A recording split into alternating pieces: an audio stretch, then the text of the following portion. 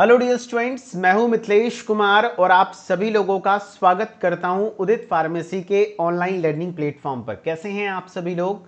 आशा करता हूं अच्छे होंगे, स्वस्थ होंगे और मस्त होंगे। डी फार्मा एंट्रेंस एग्जाम 2026 के प्रिपरेशन के लिए फिजिक्स के लेक्चर्स आप लोगों को प्रोवाइड किए जा रहे हैं। फिजिक्स के चैप्टर 1 को थियोरेटिकली बहुत अच्छे से पढ़ा दिया गया है। अब कुछ एमसीक्यूज प्रैक्टिस करवाने की बारी है।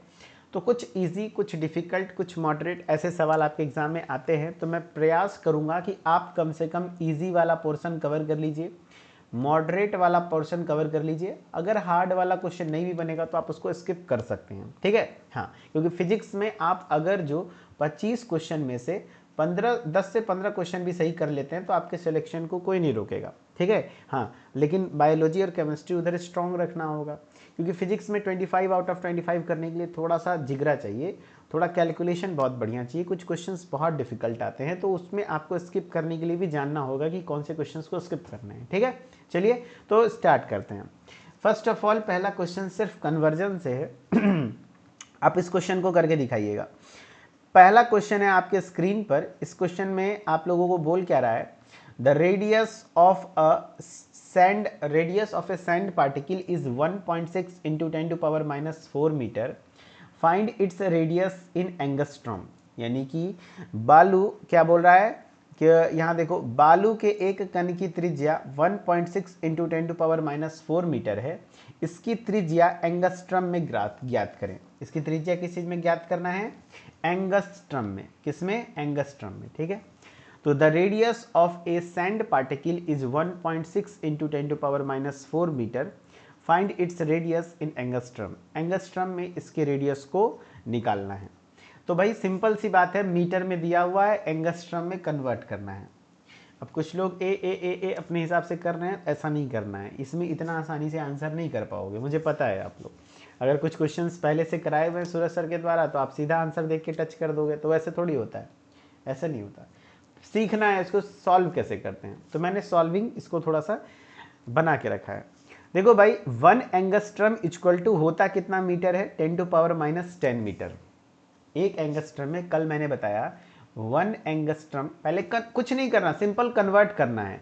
ये मीटर में, इसको कन्वर्ट कर देना है एंगस्ट्रम में। कन्वर्ट करने का तरीका क्या है? तो एक चीज याद रखना है कि एक एंगस्ट्रम इक्वल टू 10⁻⁻10 मीटर होता है। तो अगर इसी को हम उल्टा लिख सकते हैं, 10⁻⁻10 मीटर इक्वल टू एक एंगस्ट्रम। Yes sir. अच्छा, एक मीटर इक्वल टू कितना हो जाएगा सर? एक मीटर इक्वल टू, तो एक मीटर इक्वल टू हो जाएगा 1 एंगस्ट्रम बाय 10⁻⁻10 मीटर। अरे होगा? हाँ, यस सर, हो जाएगा। तो अब हम लोग इसको थोड़ा सा, एक मीटर इक्वल टू कितने एंगस्ट्रम होंगे उसको निकालना है। तो 1 मीटर इक्वल टू क्या कहते हैं, 1 इंटू 10⁻⁻10, नीचे है तो उधर +10 चल जाएगा, 10 मीटर। समझ रहे हो? 10⁻+10 मीटर ये हो जाएगा। -10 मीटर था वो, +10 मीटर हो जाएगा। तो आप यहाँ कह सकते हो, अब जस्ट बाजी पलट गई। यहाँ बाजी क्या था? यहाँ पे देखो क्या था बात, यहाँ पे बात था एक एंगस्ट्रम इक्वल टू कितने मीटर, तो 10⁻⁻10 मीटर। अब मैं लिख रहा हूँ एक मीटर इक्वल टू कितने एंगस्ट्रम। एक मीटर इक्वल टू कितने एंगस्ट्रम, तो आंसर हो जाएगा आपका एक मीटर इक्वल टू कितने एंगस्ट्रम, तो आंसर हो जाएगा 10⁻10 एंगस्ट्रम। कुछ नहीं करना होता है, बस प्लस में साइन ले लेना होता है, ठीक है। अब हमको दिया हुआ कितना मीटर है पहले से? सर दिया हुआ कितना मीटर है पहले से? तो सर हमको दिया हुआ है 1.6 इंटू 10⁻⁻4 मीटर। 1.6 इंटू 10⁻⁻4। जब इतना मीटर को हमको एंगस्ट्रम में कन्वर्ट करना है, तो एक मीटर में इतना एंगस्ट्रम होता है, तो इतने मीटर में कितना होगा? तो इसको सिंपली हम गुना कर देंगे 1 इंटू 10⁻6, 10⁻10 एंगस्ट्रम, 10⁻10 एंगस्ट्रम। बस इसमें कन्वर्ट करना है। अब हमको करना कैसे, क्या होगा, समझना बात को। ये 1.6 को 1 से गुना करेंगे तो 1.6 ही होगा। अब 10⁻⁻4 है और +10 है। जब बेस समान हो, 10 समान हो, तो पावर क्या होता है? 10⁻⁻4 हो जाएगा तो 6, तो 1.6 इंटू 10⁻6। समझ रहे हो बात को? ए आंसर हो जाएगा ए।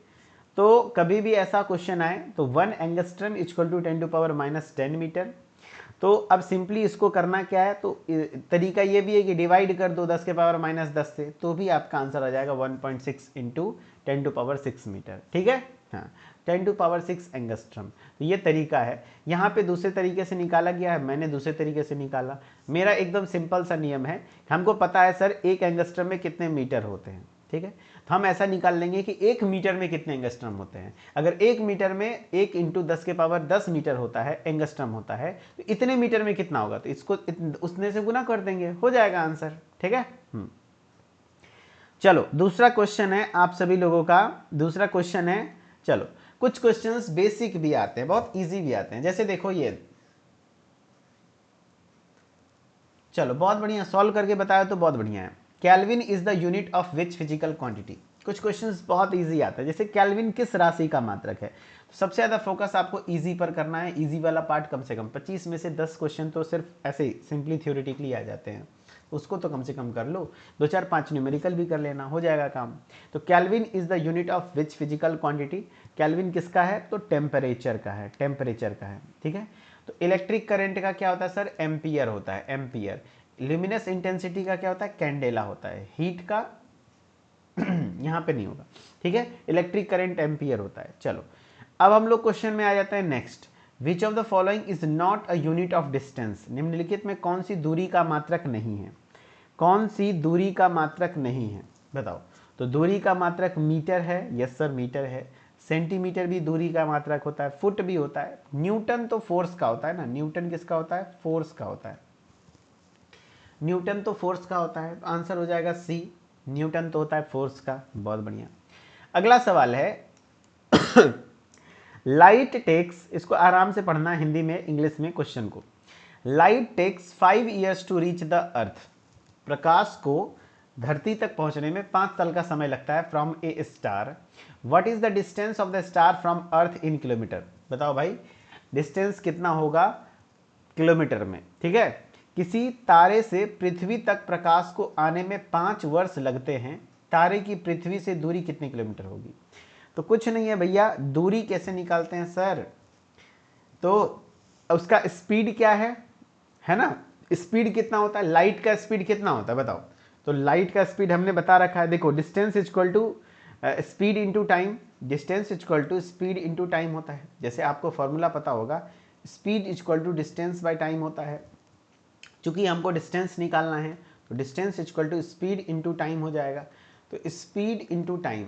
अच्छा स्पीड कितना है सर, तो प्रकाश की चाल हमको पता है सर, लाइट की स्पीड हमने बताया था 3 × 10⁵ metre per second, 10⁵ metre per second. चूंकि यहाँ पे आंसर पूछा है किलोमीटर में, किलोमीटर में, तो लाइट का स्पीड हमने बताया था 3 × 10⁸ मीटर पर सेकेंड। अब चूंकि हमको इसको किलोमीटर में कन्वर्ट करना होगा, तो किलोमीटर में कन्वर्ट करने के लिए हम क्या करेंगे, 3 × 1000 से इसको क्या कर देंगे, डिवाइड कर देंगे, 1000 से डिवाइड कर देंगे। 1000 को क्या लिखेंगे 10⁻3। अब 10⁻3 में क्या होगा, 3 × 10⁸ माइनस 3, ये नीचे से ऊपर जाएगा तो -3 हो जाएगा 5। 3 × 10⁵, 3 × 10⁵, क्या हो जाएगा 3 × 10⁵। तो स्पीड ऑफ लाइट किलोमीटर पर सेकेंड में 3 × 10⁵ किलोमीटर पर सेकेंड हो गए। ठीक है, हाँ। अब है क्या कि अब इसको हम लोग को क्या करना है, स्पीड इंटू टाइम करना है। टाइम हमारा कितना दिया हुआ है सर, 5 साल, 5 साल। और चूंकि हमको यहाँ पर सब कुछ सेकेंड में करना होगा कन्वर्ट, तो 5 साल को हम कैसे कन्वर्ट करेंगे, 5 साल को कैसे कन्वर्ट करेंगे, कितने सेकेंड होते हैं 5 साल में, तो एक साल में कितने दिन होते हैं, 365 दिन होते हैं। 365 दिन में कितने, हर एक दिन में कितने घंटे होते हैं, 24 घंटे होते हैं। हर एक घंटे में 24 घंटे में कितने मिनट्स होते हैं, देखो 365 दिन, एक साल में कितना दिन होता है 365 दिन। फिर 365 हर एक दिन कितने घंटे का होता है, तो 24 घंटे का होता है।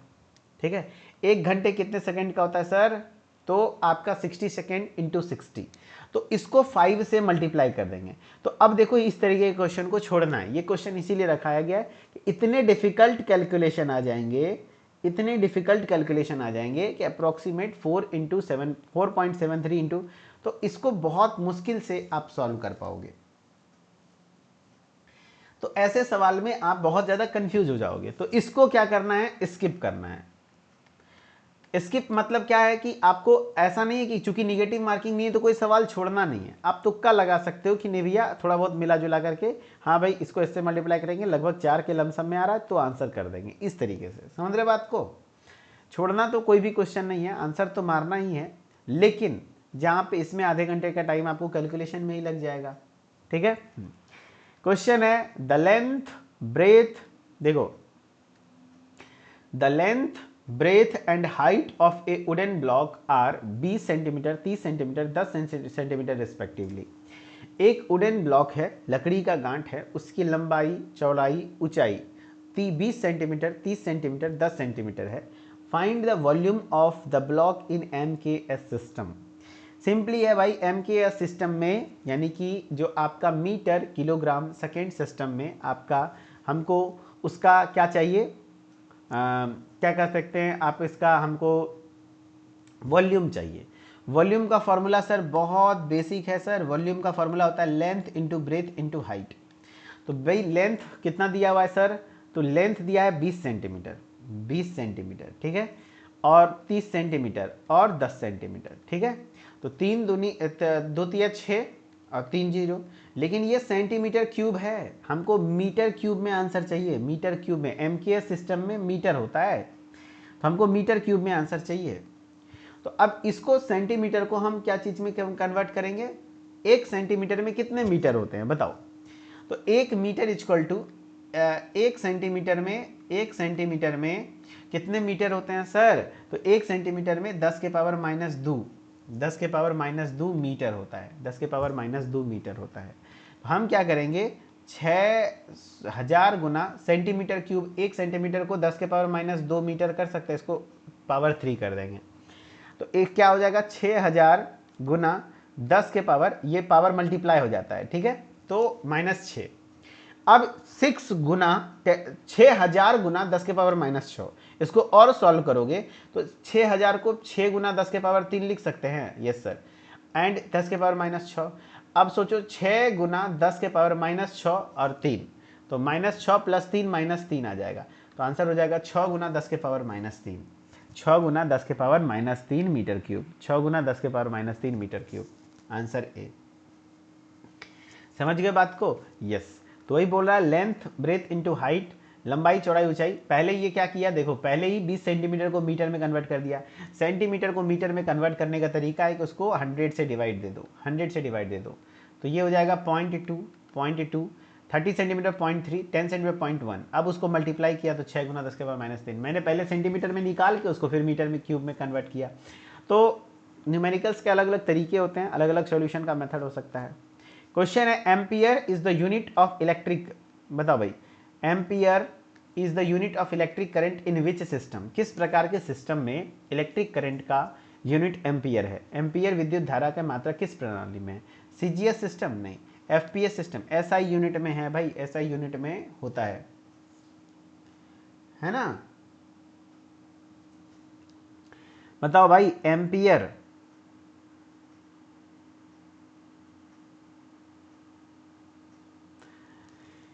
Ampere is the unit of electric current in which system, SI system ठीक है। चलो भाई, तो SI सिस्टम हो जाएगा। Parsec is the unit of which quantity, parsec is the unit of which quantity, parsec किस क्वांटिटी का यूनिट है, डिस्टेंस का, वेलोसिटी का, टाइम का, एंगल का। बताओ भाई parsec is the unit of which quantity, किस क्वांटिटी का यूनिट है पारसेक। तो पारसेक आपका डिस्टेंस का सबसे बड़ा यूनिट है, दूरी का सबसे बड़ा यूनिट डिस्टेंस का क्या होता है, पारसेक ही होता है, answer A. ML2T-2 is the dimensional formula of which quantity. I hope कि आप डायमेंशनल फॉर्मूला के क्वेश्चंस को नहीं छोड़ेंगे, ये क्वेश्चन बना कर आएंगे, ये क्वेश्चन इजी भी होता है। ML2T-2 is the dimensional formula of which quantity, किस क्वांटिटी का डायमेंशनल फॉर्मूला है। तो ऐसे में आपको हर एक ऑप्शन का डायमेंशनल फॉर्मूला निकालना होगा। सबसे पहला है फोर्स, फोर्स यानी बल, फोर्स का निकाल के देखो क्या होता है, आप तुक्का नहीं लगा सकते इसमें। Force equal to mass into acceleration. अच्छा मास का तो सर m होता है, मास का तो m होता है, एक्सेलरेशन हमको निकालना पड़ेगा सर। तो एक्सेलरेशन साइड में निकाल लो। एक्सेलरेशन का सर फॉर्मूला होता है वेलोसिटी बाय टाइम, तो सर यहाँ पर वेलोसिटी का भी हमको निकालना होगा, तो वेलोसिटी का होता है डिस्टेंस बाय टाइम, है ना, डिस्प्लेसमेंट बाय टाइम। तो इसका हो जाएगा L T inverse 1 L T minus 1, है ना। तो एक्सेलरेशन में क्या हो जाएगा एल टी माइनस 1 बटे टी, तो ओवरऑल हो जाएगा एल टी माइनस 2, क्योंकि ये टी ऊपर जाएगा तो ये -2 हो जाएगा। तो मैंने आपको बोला है कि एक्सेलरेशन वेलोसिटी इस सब का याद रखना है। वेलोसिटी होता है मीटर पर सेकंड, तो L T minus 1, acceleration L T minus 2, क्योंकि हर जगह एक्सेलरेशन वगैरह फॉर्मूला डिराइव करने में यूज होता है इसीलिए। तो अब मास इंटू एक्सेलरेशन हमको करना है सर, मास इंटू एक्सेलरेशन करना है, तो मास का तो m हो गया, ठीक है सर। एक्सेलरेशन का क्या होता है सर, तो एक्सेलरेशन का होता है एल टी माइनस टू, तो हो जाएगा M L T minus two. तो M L T minus two तो है नहीं sir, M L two T minus two है, तो फोर्स तो नहीं होगा, फोर्स तो नहीं होगा। चलो वेलोसिटी, तो वेलोसिटी तो distance by displacement by time L T minus 1 होता है, तो ये भी नहीं होगा। बचा वर्क। हाँ, वर्क का फॉर्मूला क्या होता है सर, तो वर्क का फॉर्मूला होता है force into displacement, force into displacement, बल गुना विस्थापन। फोर्स का हमने निकाल रखा है M L T minus two into displacement के लिए क्या होता है सर, तो डिस्प्लेसमेंट एल होता है, लेंथ ही है ना। हाँ, तो ये हो जाएगा एम का एम, एल दो हो गया तो L two T minus two, तो ये देखो आपका M L two T minus two work का है ना, आंसर हो जाएगा वर्क, वर्क, है ना। हाँ, अब प्रेशर का आप लोग निकाल के दिखाओ, ऐसे नहीं मानूंगा मैं, प्रेशर का आप लोग निकाल के दिखाओ क्या होगा, प्रेशर का क्या होगा। तो प्रेशर का चलो हम लोग निकाल के देखते हैं क्या होता है प्रेशर का। चलो ये वर्क का तो यहाँ पे दिखा दिया सर कि हाँ भाई फोर्स इंटू डिस्टेंस होता है, तो M L two T minus two होगा, ठीक है। अब हम चलिए आपके लिए आते हैं प्रेशर का निकाल के। आप लोग बताओ अगर सही में जानते हो, जितना जल्दी जल्दी ऑप्शन देख के आंसर कर रहे हो, प्रेशर का निकाल के दिखाओ तब मानते हैं। उदित हेल्थ केयर बहुत बोल रहे हो, फास्ट फास्ट बताओ भाई, प्रेशर का निकाल के बताओ तब मानेंगे हम, प्रेशर का निकाल के बताओ तब हम मानेंगे। तो प्रेशर इक्वल टू क्या होता है सर, force by area, force by area, force by area, ठीक है। अच्छा फोर्स का हमने निकाल रखा है sir M L T minus two, M L T minus two, तो लिख दो M L T minus two, M L T minus two, ठीक है। उसके बाद एरिया होता है एल स्क्वायर, लेंथ गुना ब्रेथ, दोनों एल हो जाएगा तो एल टू। अब देखो क्या हो जाएगा, अब देखो क्या हो जाएगा, हाँ वेरी गुड। अब देखो क्या हो जाएगा M L T minus two, अब ये चूंकि नीचे एल माइनस टू है तो इसको इंटू में आप एल नीचे से ऊपर लेके जाएंगे तो एल माइनस टू हो जाएगा, एल माइनस टू हो जाएगा। तो अब हो जाएगा देखो एम का M plus one minus one होता है, माइनस वन और टी माइनस टू, तो M L minus one T minus two, M L minus one T minus two, very गुड। प्रेशर का आप लोगों ने जो लोग निकाल दिए समझो उनको डायमेंशनल फॉर्मूला आ गया है। अब दूसरा सवाल है M L T minus one is the dimensional formula of which quantity, जवाब दो। देख रहे हो ऐसे सवाल आए हुए हैं, डायमेंशनल फॉर्मूला किसका होगा, कैसे निकालोगे, one by one. Distance, distance का तो सिर्फ एल होगा, एल, ठीक है। फिर है भाई क्या कहते हैं आपका डिस्टेंस तो एल हो जाएगा, कुछ नहीं होगा इसमें, है ना।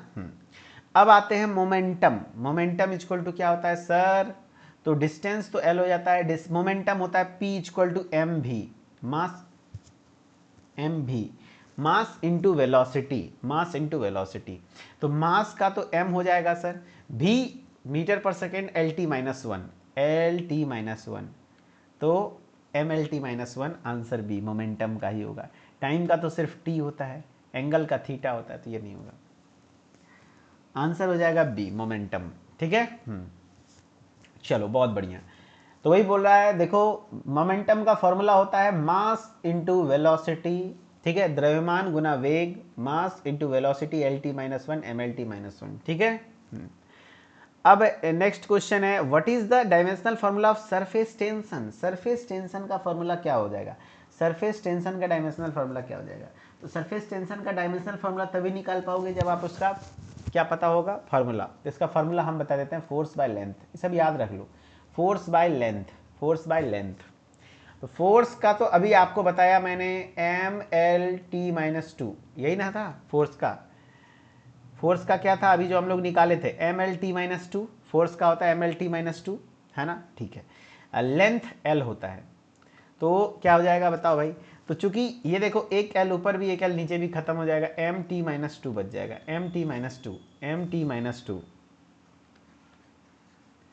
mt-2, आंसर हो जाएगा D, mt-2। Yes, ml force, देखो बल फोर्स बाय लेंथ, mlt-2 नीचे लेंथ है, तो एक एक के वो ये है, खत्म हो जाएगा, mt-2, ठीक है। mlt-2 is the dimensional formula of which quantity, mlt-2 किस राशि का विमीय सूत्र है, जवाब दो। तो mlt-2 कैसे निकालेंगे, कैसे पता चलेगा, चलो भैया फोर्स सबसे पहले है, फोर्स, तो फोर्स का फिर से एक बार डिराइव करते हैं, थोड़ा सा प्रैक्टिस होगा। मास इंटू एक्सेलरेशन, मास का m होता है, एक्सेलरेशन हमको निकालना होगा, एक्सेलरेशन हमने बता रखा है metre per second square, lt-2 होता है, तो यहाँ पे lt-2 हो जाएगा। तो mlt-2 क्या हो जाएगा भाई, यही तो ऑप्शन है, option number A, force, mlt-2। देखो कुछ कुछ याद रख लो, क्या क्या याद रख लेना है मैं आपको लिख के दे देता हूँ, मैं आपको लिख के देता हूँ नेक्स्ट पेज में, चलो इस पेज में लिख के दे देता हूँ। एक आपको वेलोसिटी का याद रख लेना है, मीटर पर सेकेंड इसका यूनिट होता है, और इसका होता है lt-1। एक्सेलरेशन होता है मीटर पर सेकेंड स्क्वायर, इसका होता है lt-2, और फोर्स होता है mlt-2, याद रखना है बस, ये तो तीन को याद रख लो, बहुत ज़्यादा इंपॉर्टेंट है इसीलिए। क्वेश्चन है what is the dimensional formula of kinetic energy, गतिज ऊर्जा का विमीय सूत्र क्या होगा। तो kinetic energy equal to formula होता है half M V square, half M V square, half M V square. तो चूंकि यहाँ पर अब हाफ का तो कोई जिक्र होगा नहीं, हम लोग सिर्फ एम वी स्क्वायर का निकालेंगे। अब एम वी में मास होता है तो एम हो जाएगा, वी lt-1 होता है वेलोसिटी का, और स्क्वायर, तो एम एल का स्क्वायर करेंगे तो एल स्क्वायर हो जाएगा, टी का स्क्वायर करेंगे t-2, तो M L square t-2, M L square t-2, ठीक है, आंसर डी। देखो भाई हाफ एम बी स्क्वायर होता है, तो m और मास का m हो जाएगा, lt वेलोसिटी का हमने बताया lt-1 होता है, और स्क्वायर है तो स्क्वायर कर देंगे, जब स्क्वायर करेंगे तो l स्क्वायर हो जाएगा, t-1 t स्क्वायर हो जाएगा, तो यहाँ पे हो जाएगा M L square t-2। How many significant figure are there in 0.6900, कितने सिग्निफिकेंट फिगर होते हैं। तो देखो भैया आपके नॉन जीरो डिजिट्स के पहले वाले जीरो को काउंट नहीं करेंगे, उसके बाद जितना भी जीरो है उसको भी काउंट करेंगे। तो चूंकि यहाँ पर आपका इसको ही सिर्फ काउंट किया जाएगा, तो 1 2 3 4, 4 हो जाएगा आंसर, 4, ठीक है, हाँ, पहले वाले जीरो को काउंट नहीं करेंगे बस, ठीक है। चलो एक और सवाल है, एक और सवाल है, जवाब दो। The numbers of significant figure 28.028, 0.0004, 1.2 into 10⁻³ respectively, यानी इन संख्याओं का तीनों का सार्थक अंक क्रमशः निकालो। तो सबसे पहला वाला का सार्थक अंक कितना हो जाएगा, तो देखो इसको ये भी काउंट होगा, ये भी काउंट होगा, ये भी सारा काउंट हो जाएगा, कारण क्योंकि 0.0 बिल्कुल में है, नॉन जीरो डिजिट्स काउंट होते ही हैं, नॉन जीरो के बीच में जीरो हो तो उसको काउंट करते हैं, सब नियम बताया गया थ्योरी वाले लेक्चर में। 1 2 3 4 5, इसका 5 हो जाएगा। इसमें बात करें तो देखो नॉन जीरो के पहले जीरो वाला डिजिट को नहीं काउंट करते हैं, बचेगा सिर्फ 1, तो ये 1 हो जाएगा, और इसमें पावर वाले को काउंट ही नहीं करते हैं, बचा 2, तो 1 और 2, तो 2 हो जाएगा, तो 5 1 2, पहला ऑप्शन है 5 1 2, आंसर हो जाएगा ए, 5 1 2, ठीक है, 5 1 2। तो वही भाई देखो इसमें सिग्निफिकेंट 5 है, इसमें 1 है, इसमें 2 है, बस। तो आज के इस चैप्टर का इतना ही क्वेश्चंस था, जितना मैंने आपको प्रैक्टिस कराया। उम्मीद था इस चैप्टर से अगर इजी टू मॉडरेट क्वेश्चन आए तो बन जाएंगे, बहुत डिफिकल्ट आए तो स्किप कर देना होता है, ठीक है। चलो आई होप कि आपको समझ में आया होगा लेक्चर, एंड कल हम लोग नेक्स्ट चैप्टर को स्टार्ट करेंगे और उसमें और बेहतरीन तरीके से पढ़ने का प्रयास करेंगे। Okay, thank you so much, बहुत बहुत शुक्रिया, धन्यवाद। इसी तरीके से हमारे साथ जुड़े रहिए, अच्छे से पढ़ाई करते रहिए, एंड आप सभी लोग मिथिलेश सर ऑफिशियल के साथ भी पर्सनली जुड़े रहिए ताकि हर एक अपडेट्स आपको मिलता रहे। Okay, thank you so much, bye bye, take care, फिर मिलते हैं नेक्स्ट लेक्चर में। ओके, कैसा लगा क्लास कमेंट में जरूर बताइएगा।